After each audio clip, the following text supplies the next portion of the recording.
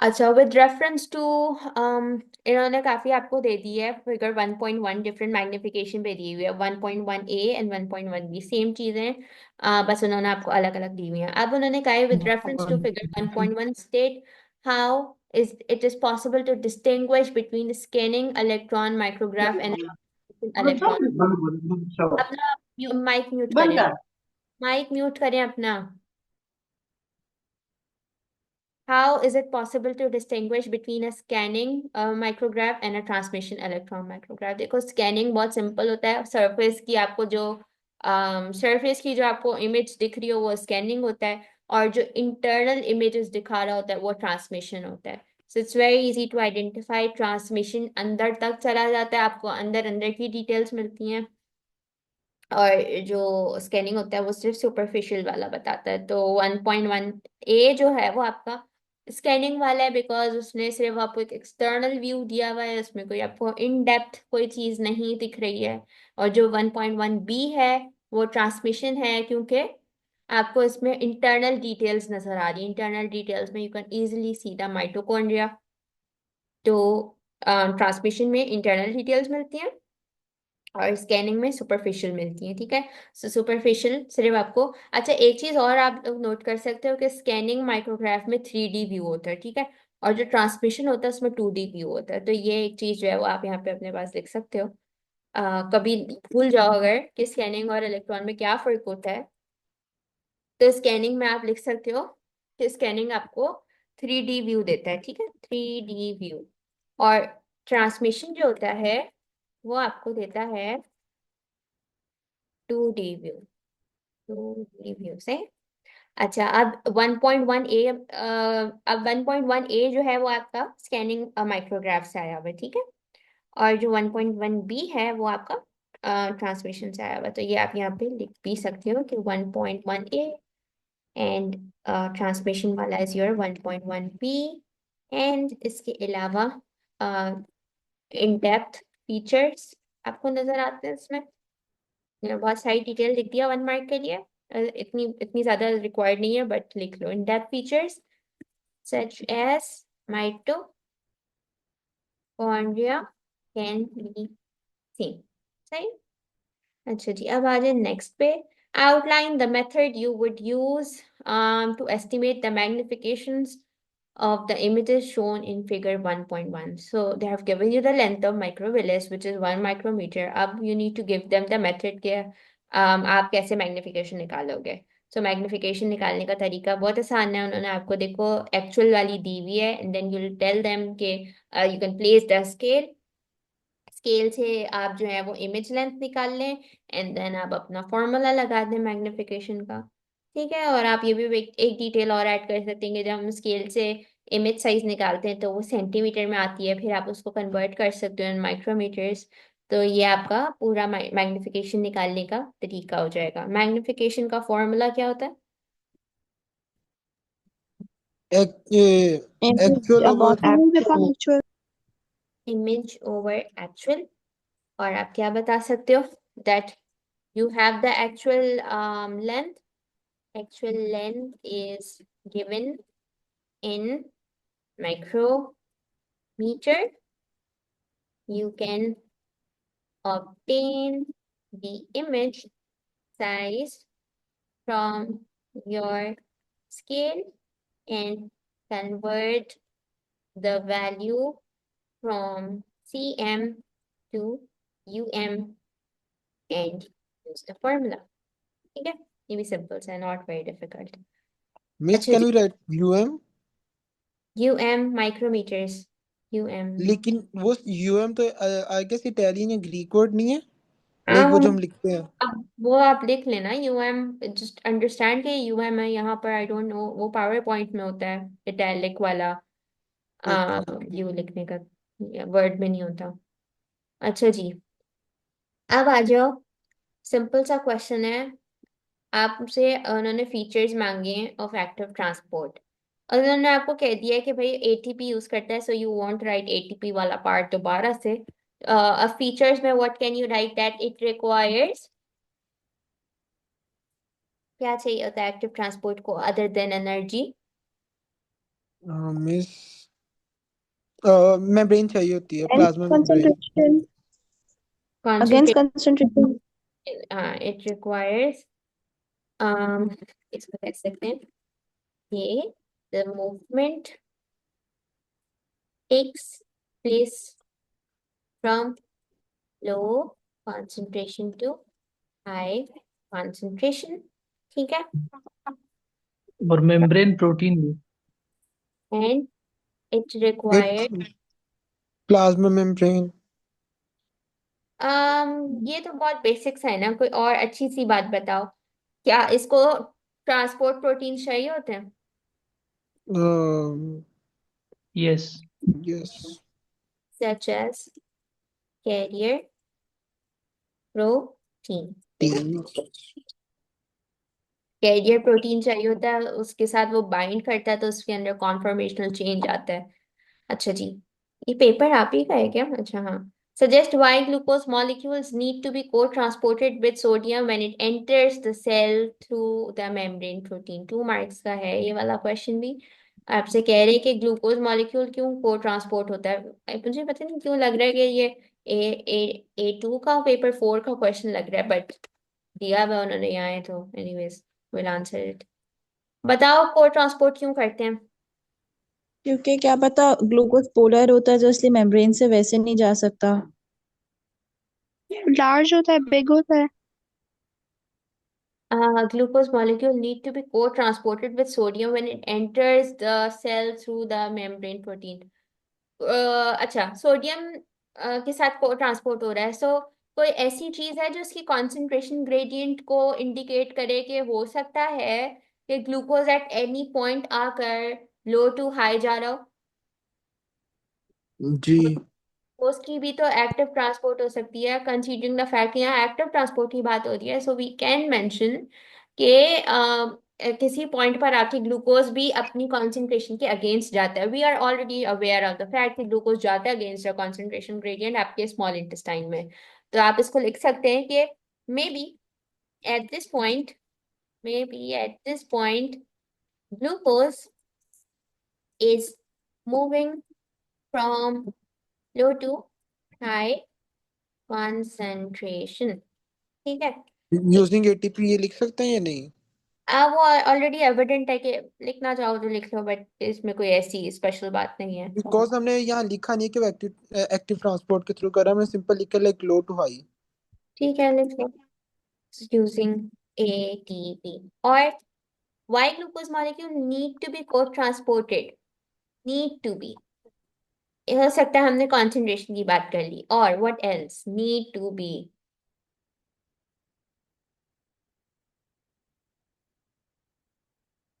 why is there a need, सोच के बताओ क्यों, और क्यों चाहिए होगा ग्लूकोज, क्यों आपकी चाहिए होगा कि वो जो है सोडियम के साथ को ट्रांसपोर्ट हो?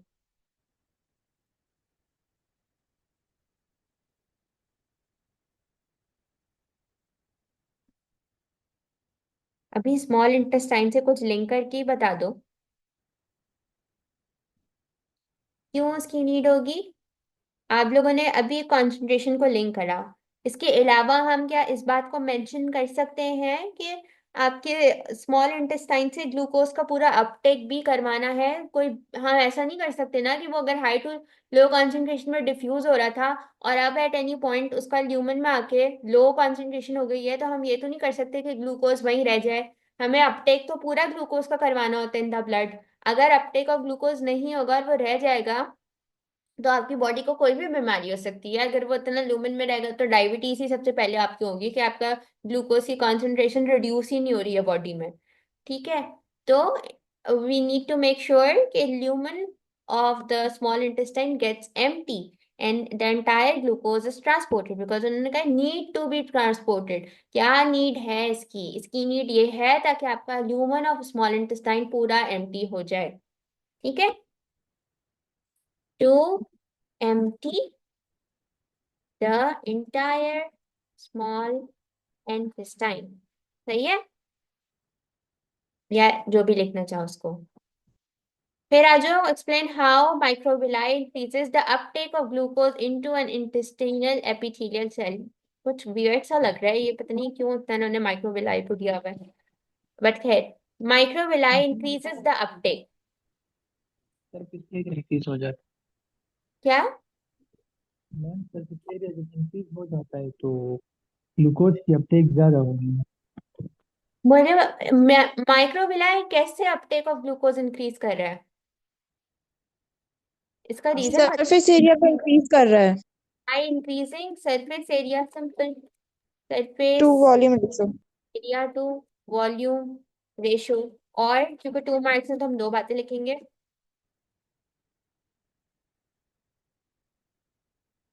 मोर number of proteins, membrane proteins होंगी। हाँ लिख सकते हैं, how microvilli increases the uptake of glucose into an intestinal epithelial cell. क्या बोला है अभी आपने? It has more. Number of membrane proteins होंगी तो ग्लूकोज ज्यादा जाएगा। इट वुड हैव मोर को transporters located at the membrane. Yeah. Stem cells are also located in the wall of small intestine. These cells divide by mitosis continuously. Suggest and explain the importance of mitosis by stem cell in the small intestine. 4 marks है, 4 बातें आपने लिखनी है इसमें. The importance of mitosis by stem cells. Importance of mitosis लिखनी है इसमें, कुछ और नहीं लिखना. Mitosis की क्या importance होती है? मिस रीजनरेशन भी लिख सकते हैं और cell differentiation into different cell, stem cell है इसलिए। Stem cell. जेनेटिक अभी उन्होंने नहीं, क्रोमोसोम। माइटोसिस मांगी है. इंपॉर्टेंस ऑफ माइटोसिस मिस मैं बताऊं? ग्रोथ। हेलो। हाँ बताओ बताओ. जेनेटिकली आइडेंटिकल सेल्स होते हैं, या आप रिपेयर ऑफ टिश्यूज करा सकते हैं, या replacement of worn out cells हो सकते हैं। जेनेटिकली क्रोमोसोम नंबर मैटिक है। Cells, hence it chromosome promotes genetic stability. By maintaining the chromosome number. Repair of tissues. जी, and replacement of worn out cells हो सकता है। Replacement of worn out cells. और ग्रोथ तो नहीं लिख सकते इधर। मिस सेल डिफरेंशिएशन हो सकता है ना, डिफरेंट सेल. Cell differentiation. अब बताओ, जब replacement of worn out cells हो गया और जब न्यू सेल्स आ गए और स्टेम सेल्स की बात हो रही है, तो वो सेल्स आके डिफरेंशिएट होंगे. आपने स्टेप बाय स्टेप चलना है, बीच में से रैंडम बातें नहीं बोलते हैं हम कि पहले जेनेटिकली आइडेंटिकल सेल्स आए, उस जेनेटिक स्टेबिलिटी को मेंटेन किया, आपका टिश्यू रिपेयर हुआ, replacement of worn out sales हुआ, उसके बाद जो सेल्स नए आए उनकी डिफरेंशिएशन हो सकती थी. मिस आपने तो कहा था कि रिप्लेसमेंट ऑफ वोन और सेल हम नहीं लिखते, रिप्लेसमेंट ऑफ वोन टिश्यू लिखते हैं माइटोसिस में। तो रिपेयर का बोला था. रिपेयर ऑफ सेल्स नहीं होता, सेल्स रिप्लेस हो जाते हैं. रिपेयर और आप रिपेयर का वर्ड फॉर सेल्स नहीं लिखते. रिपेयर का word is always use with tissues और रिप्लेस का word is always use with cells. Okay. चले, outline the standard treatment that can be use for suspected cholera cases. Cholera हो जाता है, किसकी वजह से होता है? वायरल होता है या बैक्टीरियल होता है? बैक्टीरियल। बैक्टीरियल। तो कॉलेरा में क्या दिया जाता है? Oral ORS rehydration therapy. Therapy. Oral rehydration therapy standard treatment होता है. और दूसरा क्या कर सकते हैं? ORS लिख लो, ORT लिख लो, you will get the marks. Give solution of water with glucose and salt. Antibiotics आप mention कर सकते हो since this is a bacterial disease. Antibiotics दी जा सकती हैं. और इसके अलावा मिस हाँ, क्लोरीनेटेड वाटर लिख सकते हैं, क्लोरीनेटेड वाटर। नहीं, क्लोरीनेटेड वाटर का इसमें उन्होंने ट्रीटमेंट का है, उन्होंने प्रिवेंशन नहीं बोला. Prevention में you can write के chlorinated. Suggest and explain why this treatment can help to prevent a larger outbreak of cholera. Larger outbreak क्योंकि ये ट्रीटमेंट करने की वजह से क्या होगा? Malaria, sorry sorry. देखो अगर ट्रीटमेंट जल्दी जल्दी दे दिया जाए तो लार्जर आउटब्रेक क्यों नहीं होगा? स्प्रेड नहीं होगी ना डिजीज। स्प्रेड नहीं होगा, एग्जैक्टली exactly. अगर आपने पहले ही प्रिवेंशन दे दी, spread of pathogen will decrease, तो वो बहुत ज्यादा इंटेंसिफाई नहीं हो पाएगा। और एक और रीजन कि स्प्रेड आपका डिक्रीज हो जाएगा, लार्जर आउटब्रेक नहीं हो पाएगा इसकी वजह से। और रिकवरी टाइम कैसा हो जाएगा? फास्ट। फास्ट हो जाएगा। रिकवरी टाइम क्विक होगा, जिसकी वजह से क्या होगा कि उसका स्प्रेड जो है वो लेस इंटेंसिफाइड होगा। तो रिकवरी टाइम आपका बहुत जल्दी अटेन किया जा सकता है ओआरटी देके। ठीक है। अच्छा, why explain how the structure of the monoclonal antibodies in the dipstick allow them to be specific in their reaction? इतना बड़ा क्वेश्चन पढ़ने की जरूरत नहीं होती, क्योंकि बहुत बेसिक सा आइडियोलॉजी पे बात हो रही होती है कि structure of monoclonal antibody. Structure आता है, पूरी आप बात लिख सकते हो। स्ट्रक्चर क्या होता है एंटीबॉडीज का? मोनोक्लोनल एंटीबॉडीज का स्ट्रक्चर क्या होता है? इसकी एक पर्टिकुलर क्या होती है, हर एंटीबॉडी की एक पर्टिकुलर बाइंडिंग साइट होती है। वो बाइंडिंग साइट किसके लिए होती है? ताकि उस पर एंटीजन आके बाइंड कर जाए। 2 मार्क का क्वेश्चन है, you can just write simple simple सी बातें। Monoclonal antibodies are no different from antibodies, बस द ओनली डिफरेंस इज कि मोनोक्लोनल का हम बहुत ज्यादा सिंथेटिक तरीके से जो है वो बना रहे होते हैं। सो दे हैव बाइंडिंग साइट्स, ठीक है, लाइक एवरी अदर एंटीबॉडी। हमने देखा भी था एंटीबॉडी, मैंने आप लोगों को अभी थोड़े दिन पहले भी दिखाई थी, जिसमें एक साइट होती है जो बाइंडिंग साइट होती है। So they have binding sites for antigens which are complementary. Complementary लिखने का एक मार्क होता है, ठीक है। So just writing complementary word will help you secure 1 good mark. So binding site at this point and complementary in shape, which are complementary in shape to antigen। सही है। N antigen क्या होता है? Antigen आपका foreign particle होता है। With reference to figure 2.2, state and explain the conclusions that can be drawn from the results of the RDT dipsticks for each person. उन्होंने क्या कहा है? फिगर 2.2 यानी ये वाली figure shows the samples taken from 2 different people A and B who are suspected of having cholera. अब यहाँ से इस डायग्राम को देख के you need to draw conclusions, जो कि RDT dipsticks के जरिए इन लोगों ने फाइंड आउट किया है। देखो अब इस डिपस्टिक को उन्होंने आपको एक डिपस्टिक जो है वो एक्सप्लेन करके दी हुई है, ठीक है। उन्होंने क्या कहा है? It is a simplified diagram of an RDT dipstick that can be used to distinguish between cholera के different variants. Sample of stool from a person with suspected cholera is collected and added to a reagent, ठीक है। so ये वाला वो area है ऊपर वाला जहाँ से डिपस्टिक जहाँ से पकड़ी जाती है, फिर एक कंट्रोल एरिया होता है, फिर एक वो एरिया होता है टेस्ट एरिया जहाँ पे मोनोक्लोनल एंटीबॉडी होती है। उसका एक डिफरेंट एंटीजन है जो कि एक कॉम्प्लेक्स के साथ बाइंड कर रहा है, फिर दूसरी दूसरी एंटीबॉडी है मोनोक्लोनल जो दूसरे एंटीजन के साथ बाइंड कर सकती है। और ये वो एरिया है containing 2 different mobile monoclonal antibodies an area where dipstick is inserted. तो हम जैसे क्रोमेटोग्राफी में पेपर पूरा डिप नहीं मार देते, थोड़ा सा डिप करते हैं, तो इसका भी एक स्पेसिफिक एरिया है ये वाला जो डिप किया जा सकता है in the text mixture, in the test mixture. अच्छा, अब ये देखो कि इन्होंने 2 आपको पेशेंट्स दिए हैं, आपने इससे क्या आप कंक्लूजन निकाल सकते हो? एक बहुत देखो, एक डार्कर एरिया 3 पे उन्होंने नहीं कुछ मार्क करके दिया हुआ eight this point. So based upon जो आपने प्रीवियसली देखा, प्रीवियस जो उन्होंने आपको एक स्टैंडर्ड डिपस्टिक दी हुई है जिसमें इतनी सारी इंफॉर्मेशन है, तो आप उसको देख के क्या क्या कंक्लूजन्स निकाल सकते हो?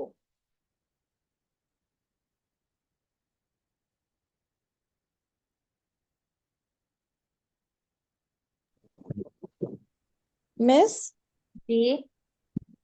इससे क्वेश्चन समझ नहीं आया। अच्छा देखो, 1 मिनट, मैं आपको वो वाली यहाँ पे कहीं एडजस्ट करते हैं इसको।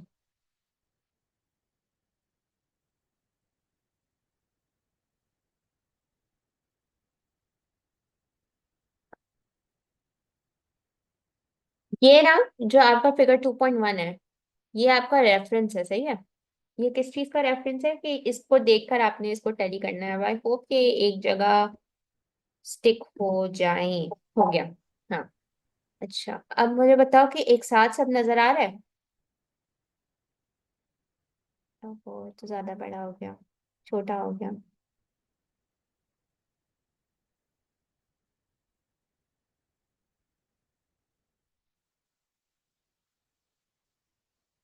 हाँ, अब देखो एक साथ नजर आ रहा है। देखो, जी पार्ट जो है ये आपका कंट्रोल एरिया, ठीक है। फोर्थ वाला पार्ट दोनों जगह पे कंट्रोल एरिया नजर आ रहा है, person A and person B में। इन्होंने कंट्रोल एरिया स्पेसिफाई करा है, ठीक है। This is your control area, और यहाँ पे भी आपको कंट्रोल एरिया आपका नजर आ रहा है, सही है। Test area containing immobilized monoclonal antibody that binds antigen antibody complex 01। ये थोड़ा सा कॉम्प्लिकेटेड क्वेश्चन इसलिए क्योंकि उन्होंने आपको बहुत टफ नाम दिए हैं। इसको मैं एनोटेट करती हूँ। देखो, ये वाला जो 01 है, इसका मतलब है कि ये यहाँ पर पर्सन ए में 3 वाला जो पोजीशन है, वहां पर उस बंदे को कौन सा कॉलेरा हुआ है, कॉम्प्लेक्स 01 वाला, ठीक है।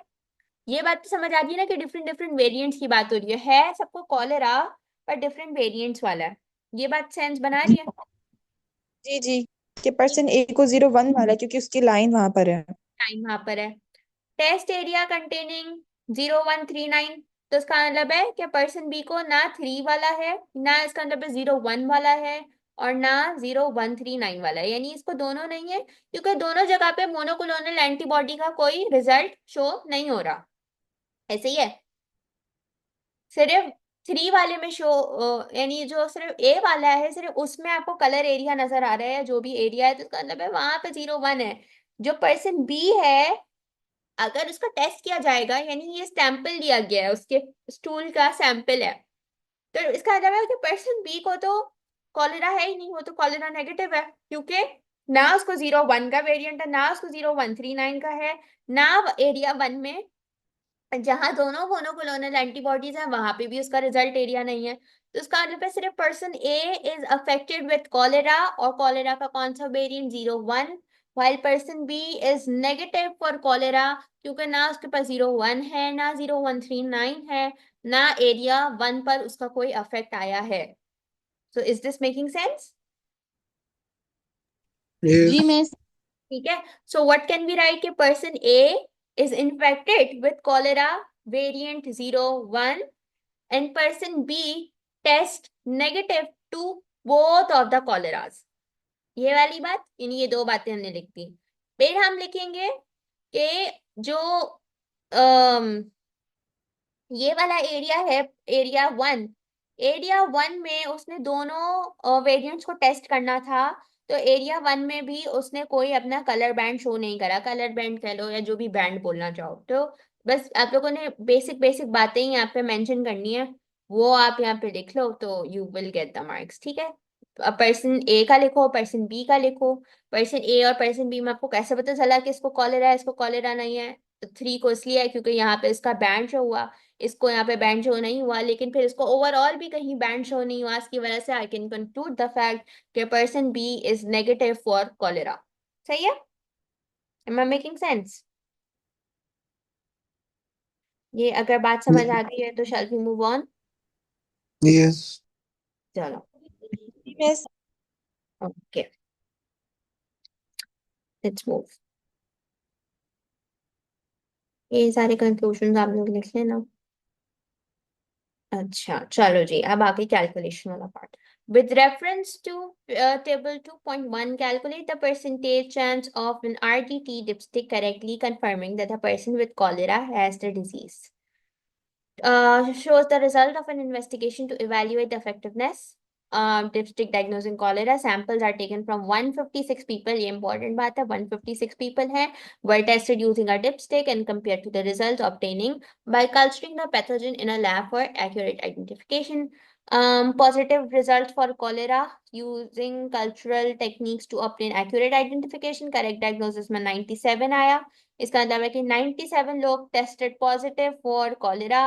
करेक्ट डायग्नोसिस में 32 और इनकरेक्ट डायग्नोसिस में 22। With reference to figure two table 2.1, calculate the percentage chance of an RDT dipstick correctly confirming that a person with cholera has the disease. Calculation वाला part है, कर सकते हो या नहीं कर पाओगे? 156 पीपल हैं।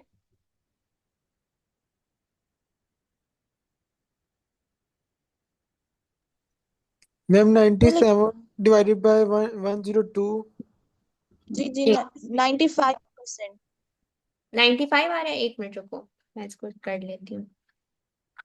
97 divided by 102 multiply by 100। 95, yes, should be 95, 95%।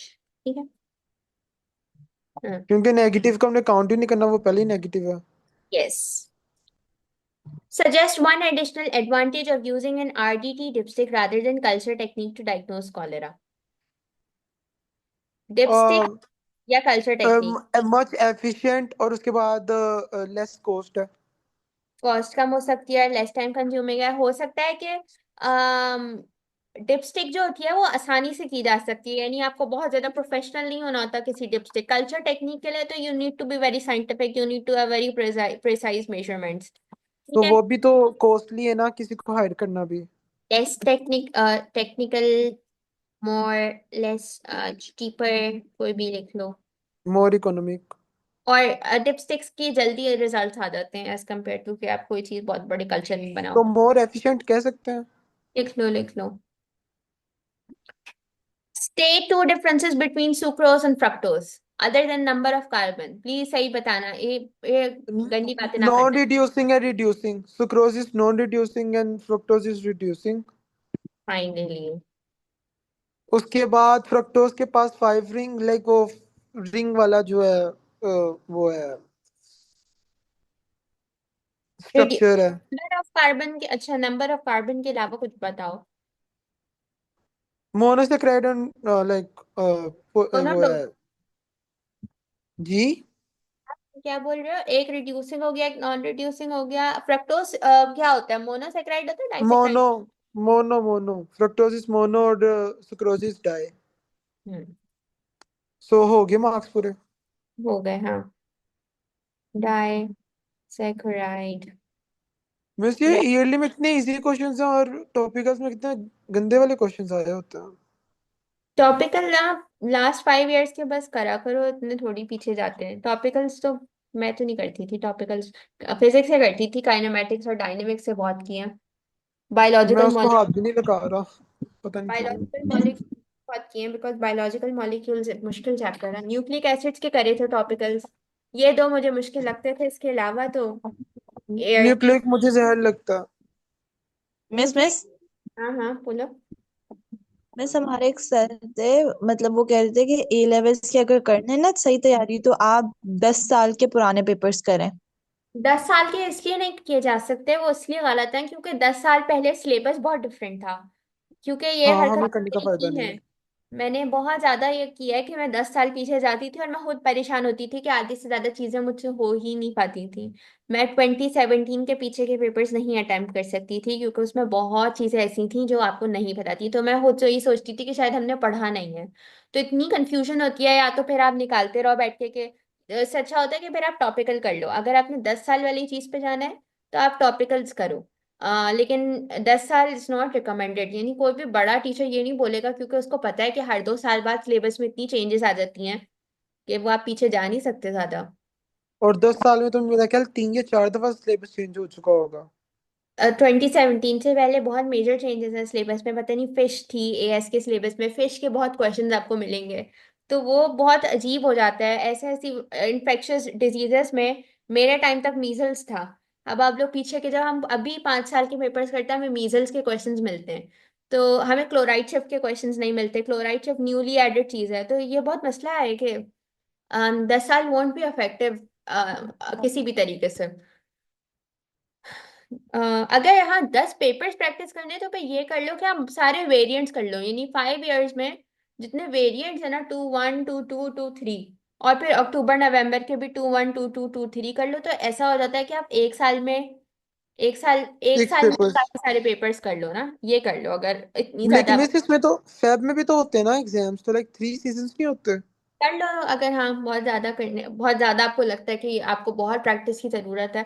Physics के लिए तो फॉर श्योर करना चाहिए, फिजिक्स के लिए तो आप फैप मार्च को भी टच करो, क्योंकि फिजिक्स नहीं हो सकता जितना आप प्रैक्टिस करोगे। काइनेमेटिक्स डायनेमिक्स से तो करने ही पड़ेंगे, वेव्स के करो और सुपरपोजिशन ऑफ वेव्स के। Okay. Outline the features of the molecular structure of triglyceride, ये तो ऐसे ही देख के बता सकते हैं। ट्राइग्लिसराइड में फैटी एसिड की कितनी टेल्स होती हैं? 3। 3 हो गई। और क्या इसमें आ सकता है? इसमें आपको पाल्मिटेट दिया हुआ है और ओलिएट दिया हुआ है, तो अम, ये इतना ऊपर क्यों हो गया? ये था one type of storage triglyceride. The triglyceride has two types of fatty acid residue, palmitate and oleate. इसमें और क्या बता सकते हैं हम? पूछा क्या हुआ basically, one type of glycerides के स्टोरेज। फीचर्स, ट्राइग्लिसराइड्स के फीचर्स। और स्टोरेज का तो बता दिया। इसको देख के वो है, ये जल्दी एनर्जी दे देते हैं, efficient source of energy. Molecular structure से बताना है, यानी जैसे 3 आपको फैटी एसिड टेल है। इसमें सैचुरेटेड और अनसैचुरेटेड है। हाँ, कौन सा जी सैचुरेटेड? सैचुरेटेड सिर्फ पैल्मिटेट है और बाकी ओलिएट अनसैचुरेटेड है। जी। ये आप पाल्मिटेट, पाल्मिटेट सैचुरेटेड है और ओलिएट अनसैचुरेटेड है। और हम्म। कार्बन देख लो कि कार्बन पाल्मिटेट के मुझे याद है कि 16 कार्बन होने चाहिए, क्योंकि ये पढ़ते बहुत ज्यादा हैं पाल्मिटेट को। फिर भी एक दफा काउंट कर लो कि इसमें कार्बन कितने हैं। 1 2 3 इसमें कम है। 6 7 8 9 10 11 12 13 14 15 16 17 कैसे हो रहे हैं? या तो मैंने एक कार्बोक्सिल का गिन लिया है। आपने कार्बोक्सी का गिन लिया। 3 4। ये समझ आता है कि मैंने कार्बोक्सिल का हम क्यों नहीं काउंट करते, या ये नहीं पता? जो जी जी आर बताते हैं। आर होता है, हम आर को काउंट करते हैं। आर जी इज जी जी जी। कार्बन एंड हाइड्रोजन, तो any length of carbon and hydrogen जो होता है वो आपके वो आपकी फैटी एसिड टेल होती है। कार्बोक्सिल के ग्रुप्स को हम नहीं काउंट करते। कार्बोक्सिल ग्लूकोज आपको हर जगह मिलेगा, क्यों, वो कॉमन पार्ट था। कॉमन पार्ट है। आर वाला यहाँ सी ओ के बाद आर लगा हुआ होता है, तो R is usually any length of carbon hydrogen, तो लेंथ काउंट कीजिएगा, कार्बोक्सिल नहीं काउंट कीजिएगा। 1 2 4 5 6 7 8 9 10 11 12 13 14 15। ये कम कम क्यों हो रहे हैं? एक ऊपर भी है ना। 3 4 5 6 7 8 9 10 11 12 13 14 15 and this one the 16th one. ठीक है, अब इसके गिन के बताओ। 1 2, नहीं ये एक 1 2 3 4 5 6 7 8 9 10 11 12 13 14 15 16 17 18। ओलिएट इज 18 और पाल्मिटेट कितना था? और ये had 2 more carbon atoms। Palmitate के मैंने कितने काउंट किए? 16। 16। Carbon, yes.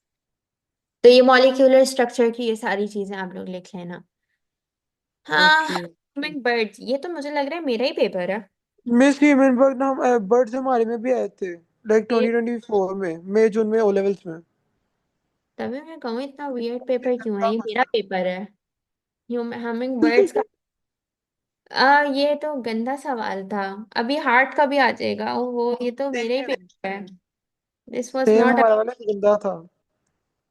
Suggest one reason why hummingbirds build up a greater energy source in the form of triglycerides rather than a greater energy source of glycogen. One reason why they have a greater energy stored in form of triglycerides rather वो than why triglycerides क्यों? Because इसका बहुत easy answer है। Triglycerides में क्या ज्यादा होता है? कार्बन ज्यादा होता। तो उसकी वजह से क्या होता है? एनर्जी जल्दी मिल जाती है। जी। um, ग्लाइको नहीं, देखो एक और अच्छा रीजन है इसका, बहुत मतलब सही बोल रहे हो, सही अगर वो यूज कर लो ना वर्ड्स तो फिर सही हो जाएगा। ऑक्सीडेट जल्दी हो जाता है। क्या हाँ, जल्दी हो जाता है? नहीं कुछ नहीं कुछ नहीं। नहीं, एक अच्छा वर्ड होता है।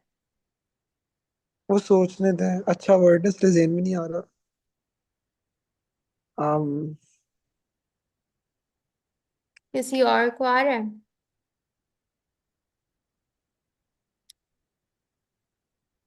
ये ना, इसकी एनर्जी जो होती है ना ट्राइग्लिसराइड्स की, वो पर यूनिट वॉल्यूम के हिसाब से बहुत ज्यादा होती है।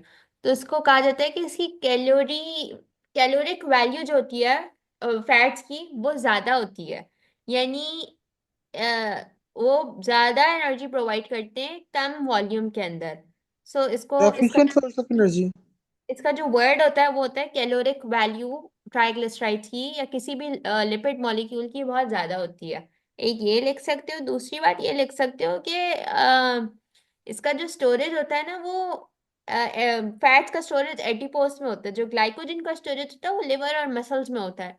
तो एडिपोज जो होता है ना वो ज्यादा आपको, एक तो इंसुलेशन आपको प्रोवाइड कर रहा होता है, और उसके बाद इतनी हाइट वो पे हर अगर, जगह अवेलेबल होता है। तो उसको इतनी अगर वो हाइट पे अप्लाई कर रहा है तो उसको इंसुलेशन चाहिए। तो ये सब आपस में इंटरकनेक्टेड बातें हैं कि जो ट्राइग्लिसराइड है वो आपके एडिपोज टिश्यूज में जाके स्टोर होता है। एडिपोज जो होता है वो आपको इंसुलेशन देते हैं, और आपको एक हायर अमाउंट ऑफ इंसुलेशन चाहिए अगर आप बहुत बड़ी हाइट पे फ्लाई कर रहे हैं।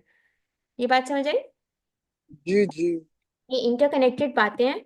It is stored in adipose, hence it provides insulation. insulation which is needed at higher greater altitude. heights। तो ये एक साथ एक बहुत कनेक्टेड बात हो गई, तो ये कर सकते हो। State a term used to describe this type of circulation in, अच्छा, blood is kept homeostasis. for each complete circuit of the body, blood passes through the heart oh twice. Sorry. Double. Twice. Double circulatory. Double या circulation. Double एक homeostasis. circulation. Why the heart of birds is larger in proportion to their body size? Why is their heart big? Heart क्यों बड़ा होता है? क्योंकि क्योंकि उन्हें, वो ज्यादा ऑक्सीजन चाहिए होती है। हाइट पे जाते हैं तो उनको हाइट पे ऑक्सीजन कम होती है, उनको ज्यादा ऑक्सीजन चाहिए होता है। सही है, एक ये जी रीजन। जी। और मैम क्योंकि उनको दिल ज्यादा भरा चाहिए होता है मेटाबॉलिक ऑक्सीजन से। एक्टिविटी ज्यादा करनी होती है। इसको थोड़ा एक्सप्लेन करो, लाइक मुझे आगे पीछे बस की कोई बताओ। हाइट पे होंगे तो उनको ज्यादा एनर्जी चाहिए होगी मूवमेंट के लिए, बिकॉज विंड प्रेशर भी तो होता है। ठीक है, less oxygen is available, less oxygen is available, so they need larger heart and have continuous need of more metabolic activities there. ठीक है, carries blood from the heart to the lung, from the heart to the lung, सोच के बताना। Pulmonary. Pulmonary artery.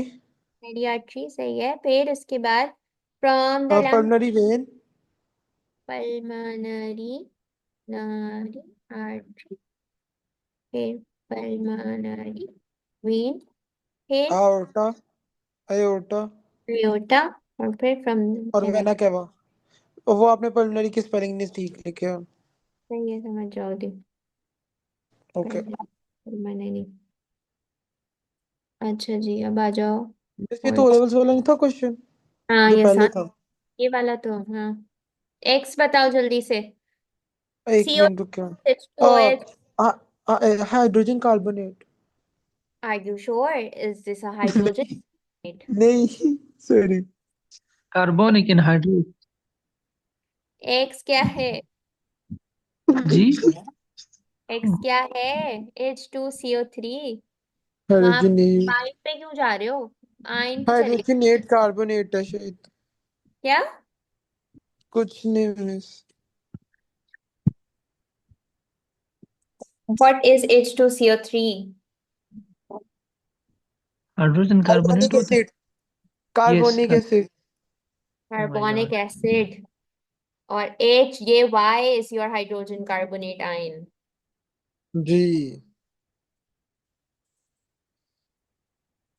Suggest how all carbonic and hydrous enzyme can catalyze the same reaction even though they have different primary structures. हाँ, ये सवाल है ना। एक minute रुके। कैटलाइज करने की बात हो रही है, सेम रिएक्शन कैटलाइज क्यों कर रहा है? क्योंकि उसके पास क्या है, प्राइमरी स्ट्रक्चर। क्या प्राइमरी स्ट्रक्चर में सेम वो RNA। सेम एक्टिव साइट, ओ primary yes. Same active site, same active site और सेम में से एक्टिव, एक में आता है। सेम, अरे यार सेम टर्शरी होगा ना। ओ सेम R एक्टिव, हाँ। ग्रुप इंट्रोडक्शन सेम है। लिख सकती हो, बिल्कुल लिख सकती हो। आई ग्रुप वाली बात भी इट्स फाइन, कुछ भी लिख लो उसमें से।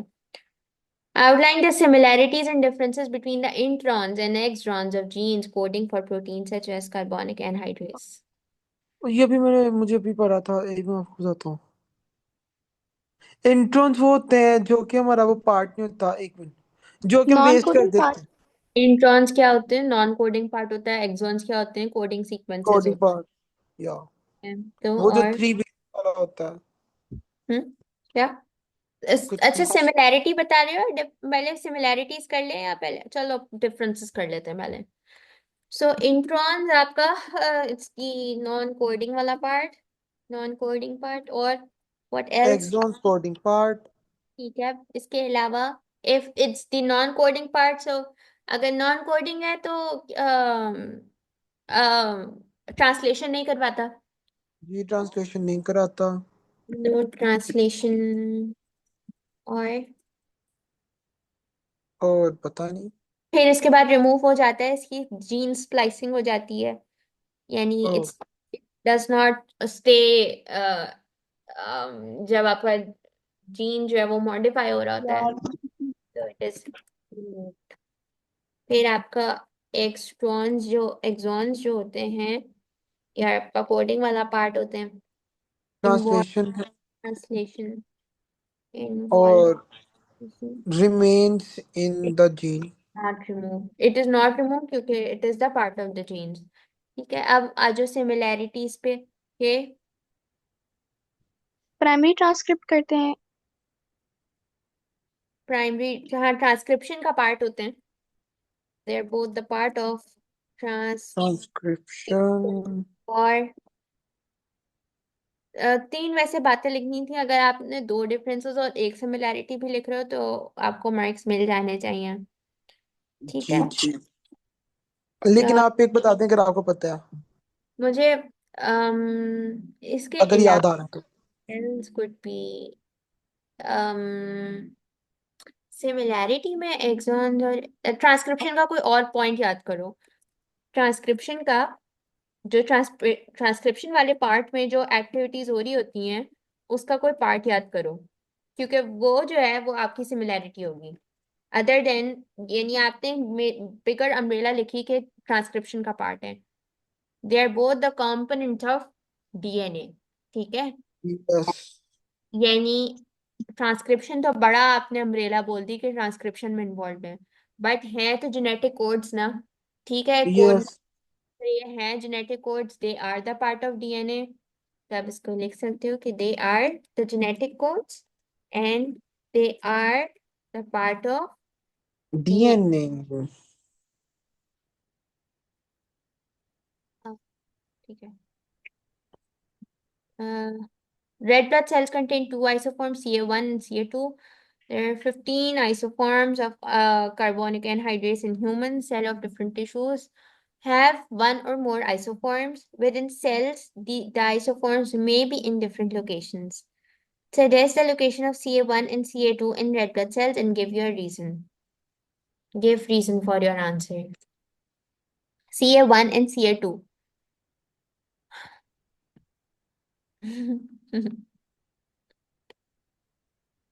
क्या क्या लोकेशंस हो सकती हैं? दिमाग से सोचो, रेड ब्लड सेल्स में क्या क्या पार्ट होता है?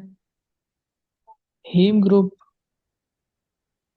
हीम ग्रुप तो अंदर होता है ना। रेड ब्लड सेल का जो वो सरफेसेस बताओ जो आप इजीली फॉरेन सेल को देख के बोलोगे कि ये होता है।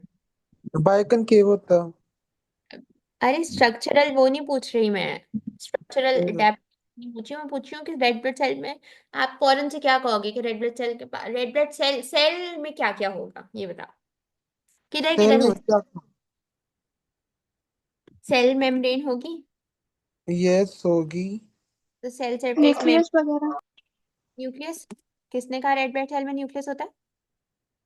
पता नहीं। मिस मैंने बीसी बोला कि नहीं होगा उसमें। नहीं, न्यूक्लियस नहीं होगा न्यूक्लिएटेड। तो आपको CO1 या CO2 भी नहीं होगा। तो हम कह रहे हैं कि इसकी आइसोफॉर्म्स की आपने लोकेशन बतानी है कि कहाँ कहाँ हो सकता है। एक सेल सरफेस मेम्ब्रेन पर हो सकता है, और क्या लोकेशन होती है? हीम ग्रुप क्योंकि बहुत अंदर होता है तो इसलिए हीम ग्रुप की फिर एक्सप्लेनेशन बहुत इन डेप्थ जाना पड़ेगा। सुपरफिशियली बताओ और क्या होता है रेड ब्लड सेल में। साइटोप्लाज्म होता है। साइटोसोल लिख लो, साइटोप्लाज्म लिख लो। ठीक है, साइटोसोल। अब बताओ कि सेल सरफेस मेम्ब्रेन होगा कार्बोनिक मिस ये एनहाइड्रेट। किस तरह से, इसका तो हमें समझ ही नहीं आया कि ये मांगते क्या है। क्या? मिस ये किस तरह सवाल है, इसको मतलब पता नहीं चल रहा कि ये क्या मांग रहे हैं। हाँ, हमें भी नहीं पता चल रहा क्या मांग रहे हैं। उन्होंने आपको एक एंजाइम का नाम दिया है जो कि कैटलाइज करवाता है आपके कार्बन डाइऑक्साइड के ट्रांसपोर्ट मैकेनिज्म्स को आपकी बॉडी में। CO2 + H2O को ज्वाइन करवाता है कार्बोनिक एनहाइड्रेट, H2CO3 बनाता है। रेड ब्लड सेल्स में ये सारी एक्टिविटी हो रही होती है। उन्होंने कहा कि कार्बोनिक एनहाइड्रेट्स की डिफरेंट डिफरेंट फॉर्म्स होती हैं। आपको क्या लगता है कि वो forms of enzyme red blood cell में किधर किधर लोकेटेड होंगी? आप बोल सकते थे हीमोग्लोबिन में लोकेटेड है। आप हीम ग्रुप बहुत अंदर चले गए, आप बोल सकते थे हीमोग्लोबिन में लोकेटेड हो सकता है, आप बोल सकते हैं सेल सरफेस मेम्ब्रेन पे हो सकता है। वो ही बेसिकली पूछना चाह रहे हैं ये एंजाइम रेड ब्लड सेल में किधर किधर होगा within the red blood oh, cell. Components को उन्होंने आइडेंटिफाई करवाना था कि आपको पता है कि रेड ब्लड सेल्स में क्या क्या कंपोनेंट्स हैं। एक हीमोग्लोबिन लिखा जा सकता है, एक सेल सरफेस मेम्ब्रेन लिखा जा सकता है, एक साइटोसोल लिखा जा सकता है। यही तीन आपके eight this point you should know these 3 components of red blood cells. आप थोड़ा सोच के बता दो कि साइटोप्लाज्म में ये क्यों होगा। अगर साइटोप्लाज्म में है तो साइटोप्लाज्म में कार्बोनिक एनहाइड्रेट्स क्यों होगा? बिकॉज आपका क्या किस चीज का अपटेक हो रहा होता है साइटोप्लाज्म में? थोड़ा सा रिकॉल करो। ऑक्सीजन को। ऑक्सीजन नहीं, ये carbonic anhydrates transport of carbon dioxide का क्वेश्चन है। समझ नहीं हाइड्रोजन। आई। देखो ना बच्चों, ये आपका रिएक्शन होता है कार्बोनिक एनहाइड्रेट्स की वजह से। सी CO2 का रिएक्शन होता है किसके साथ? कार्बोनिक। वेरी नाइस, कार्बोनिक के साथ होता है। CO2 और H2O का रिएक्शन होता है और ये बनाता है H2CO3। ये सारी एक्टिविटी आपके रेड ब्लड सेल के अंदर हो रही है। एट दिस पॉइंट उन्होंने कहा कि कार्बोनिक एनहाइड्रेट्स जिसको कैटालाइज करवाता है ये रेड ब्लड सेल के अंदर होता है। H2 ओ, आपका डिस एसोसिएट होता है रेड ब्लड सेल के अंदर।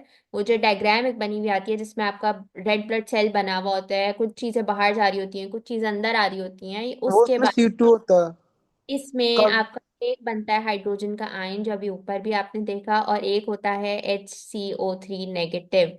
HCO3 नेगेटिव आपके आपके रेड ब्लड सेल में से 85% कार्बन डाइऑक्साइड को रिमूव करवाता है। 85% रिमूवल होती है, तो ये कहाँ बनता होगा आपके ख्याल से? साइटोसोल में। होता होगा ना हाइड्रोजन का। हाइड्रोजन का फिर अपटेक होता है विद हीमोग्लोबिन, Hb के साथ हीमोग्लोबिन का अपटेक होता है, तो ये क्या बन जाता है? ये HHB बन जाता है ताकि आपका ब्लड बहुत ज्यादा एसिडिक ना हो जाए। तो आप ये सब चीजें यहाँ पर यू कैन मेंशन के साइटोसोल का मैंने अभी ज्यादा बता दिया। सेल इस सरफेस अभी बताती हूँ, ये रुको। हम ट्रांसपोर्टेड मैमल्स में पढ़ेंगे। पढ़ चुके हैं। मतलब जी इस चैप्टर में है ना। हाँ। ओके। इट attaches लिख रही हूँ, it removes HCO3 about 85% and removes H+ by combining with with hemoglobin hemoglobin.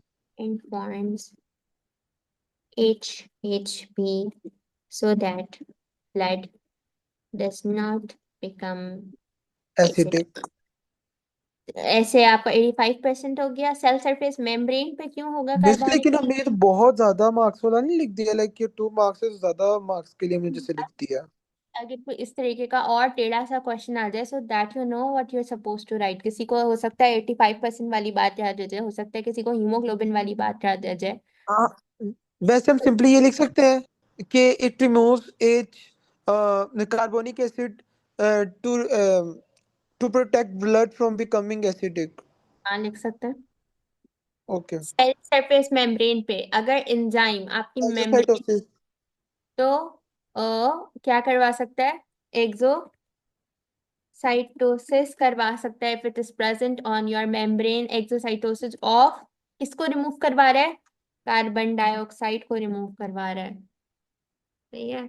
Exocytosis तो खैर बल्क ट्रांसपोर्ट के लिए होता है। If you can just write a simple word, ये it removal of carbon dioxide, क्योंकि एक्सोसाइटोसिस बहुत बड़ा वर्ड है। It is primarily used for bulk transport. सही है, तो ये सारी बातें यू नीड टू राइट। समझ अभी आ आ गया बल्ब पे। चलो भाई, this is a difficult paper. ये आपके आपने दिया था ना ये वाला। हम्म आपका कैसा रिएक्शन था इस पेपर को देखने के बाद? मुश्किल पेपर था, क्योंकि बर्ड वर्ड तो मैंने नहीं सोची थी कि बर्ड आ जाएगी उठ के पेपर में। इतना सोचना पड़ा था कि आंसर। मिस सेम हमारे साथ ये हुआ है। आपको पेपर करके अगर आप जाते तो आसान होता आपके लिए। जी, हमने भी पहली दफा हिमिंग बर्ड देख लिया था हमारे पेपर में, पाइनएप्पल्स के साथ आया था। हाँ हाँ, तो खैर होते हैं इस तरीके का पेपर। तो खैर, isoform CS6 forms part of human breast milk memory gland cell secrete नहीं, memory gland cells packet CA6 and Golgi vesicles for release from the cells. Name the transport mechanism associated. Exocytosis. Are you sure? somehow yes। Yes, it is. Exocytosis क्यों है यहाँ पे? Because breast milk क्योंकि cell के बाहर जा रहा है। bulk transport होता है breast milk का। Describe the mechanism of action of acetazolamide as a reversible non-competitive inhibitor of carbonic anhydrase.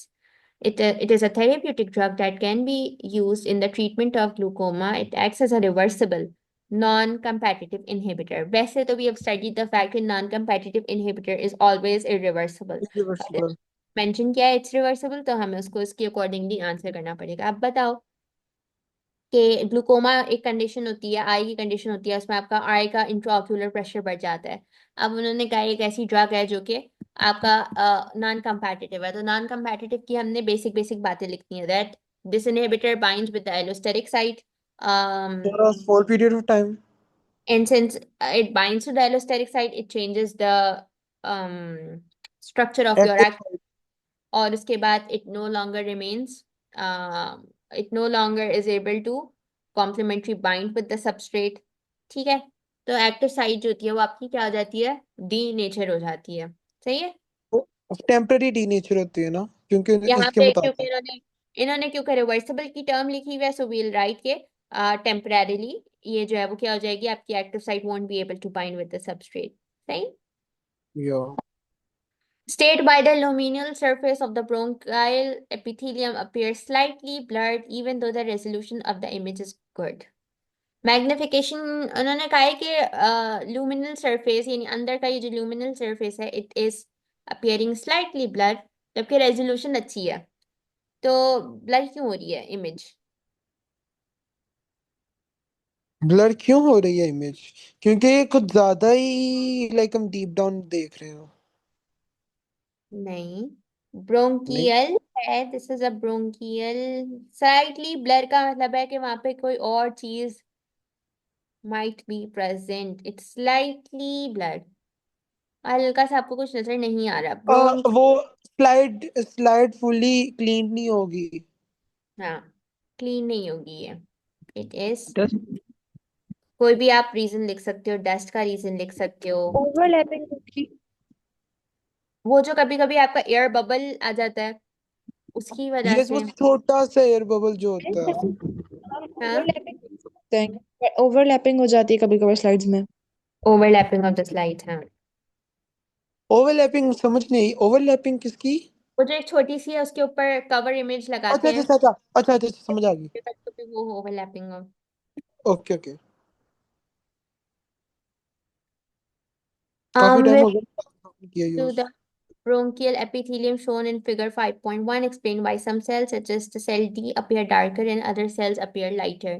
कुछ कह रहे हैं कुछ डार्क होते हैं, कुछ कह रहे हैं कुछ लाइट होते हैं। फिगर 5.1 के रेफरेंस में आपने डी और एल को देख के बताना है कि कुछ लाइट आ रहे हैं कुछ डार्क आ रहे हैं, ऐसा क्यों होता है। ये बहुत अच्छा सवाल है, ये बहुत रिपीट होता है। जब वो मिस एयर। जब वो डार्क और लाइट की बात करें ना, तो उसका प्राइमरीली मतलब होता है कि अगर वो डार्क है ना, तो इसका मतलब है कि वहां पे कोई बहुत एक्टिव एक्टिविटी हो रही है। अगर उन्होंने स्पेसिफाई करे कि लाइट माइक्रोस्कोप है, तो वहां पे कोई एक्टिविटी हो रही है माइटोसिस की। इसका सिंपल सिंपल सा एक बेसिक आंसर होता है, अगर अगर अगर लाइट माइक्रोस्कोप की बात हो रही है। अगर खैर इलेक्ट्रॉन की, तो वहां तो माइटोसिस हो ही नहीं सकता। लेकिन एक ये रीजन बहुत अच्छा रीजन होता है, अगर आप लिखोगे तो यू विल गेट मार्क्स के। प्राइमरीली जो रीजन होता है वो माइटोसिस का होता है, बट अगर वो इलेक्ट्रॉन माइक्रोस्कोप है तो फिर कोई और रीजन हो सकता है। फिर स्टेन्स का फर्क हो सकता है कि आपने कहीं पे ज्यादा स्टेन डाल दिया हो, कहीं पे लाइटर स्टेन डाल दिया हो। तो स्टेन का फर्क हो सकता है। फिर इस मेटाबॉलिक एक्टिविटी हो सकती है शायद। मेटाबॉलिक एक्टिविटी पक्का कंफर्म नहीं होता, लेकिन डार्कर है तो उसका मतलब है कि वहां पे सेल डिवीजन हो रही है। प्रोफेज का कोई हो सकता है, फेज में आपने देख लिया हो, वहां पर हो सकता है।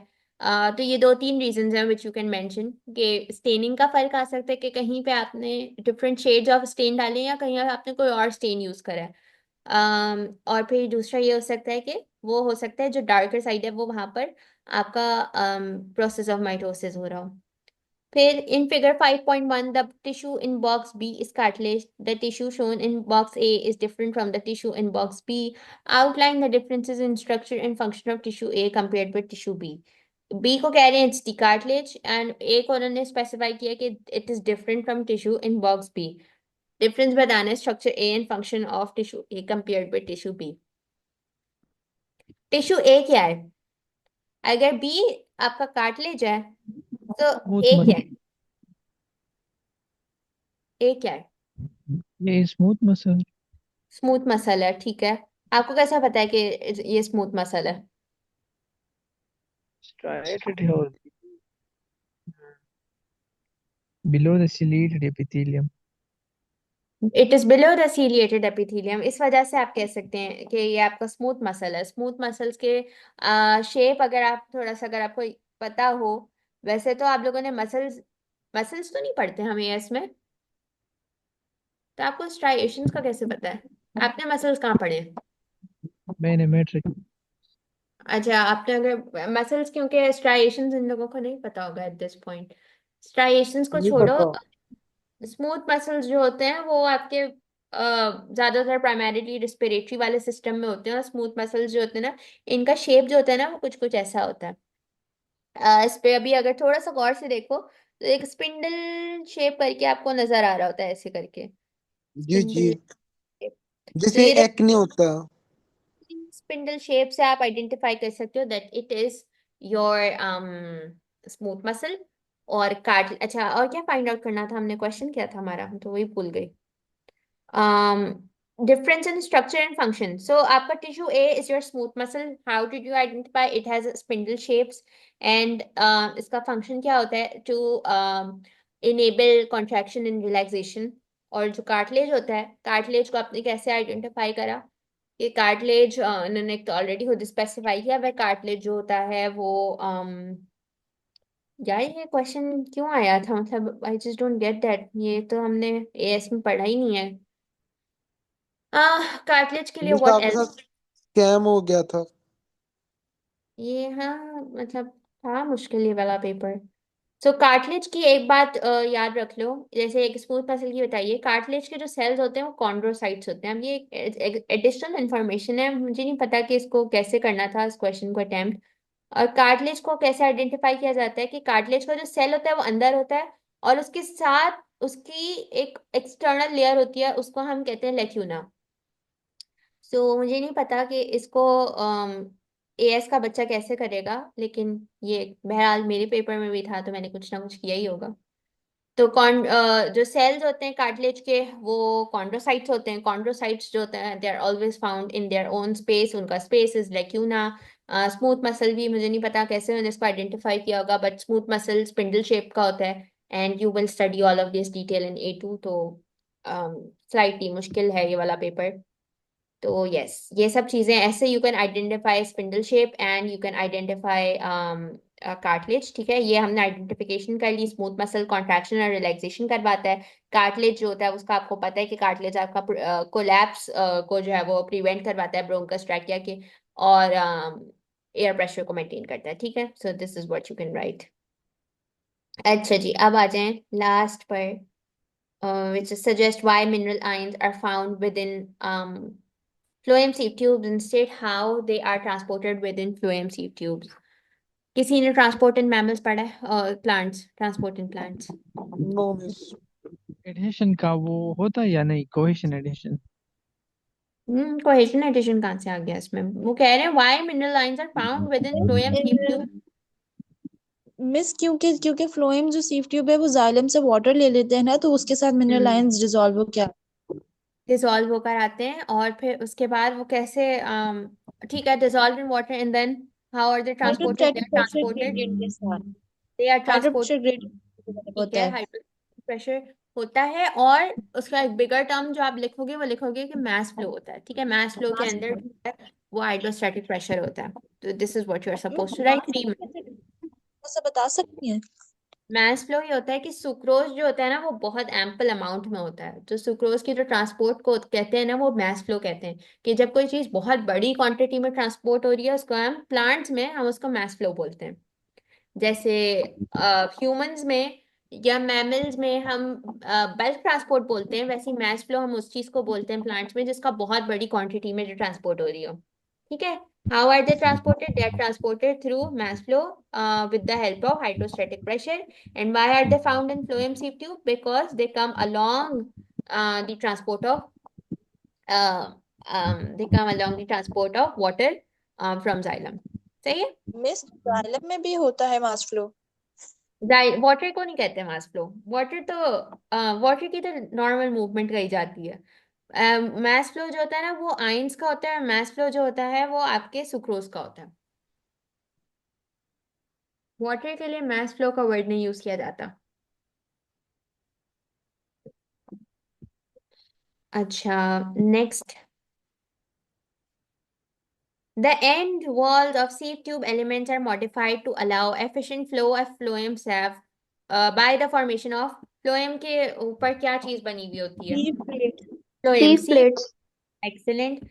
The cytoplasm of sieve tube element is very much reduced and is found at the peripheral या edge, कॉर्नर। corners पर होता है। Exactly. Many of the organelles in the cell are absent. Adjacent to sieve tube elements are कौन से cells होते हैं? Companion cells. Companion cells. वो ज्यादा मेटाबॉलिकली एक्टिव होते हैं और वो जो है वो सारी मेटाबॉलिक एक्टिविटीज करवा रहे होते हैं सीव ट्यूब की। सो दिस इज इट, ये वाला पेपर भी हो गया।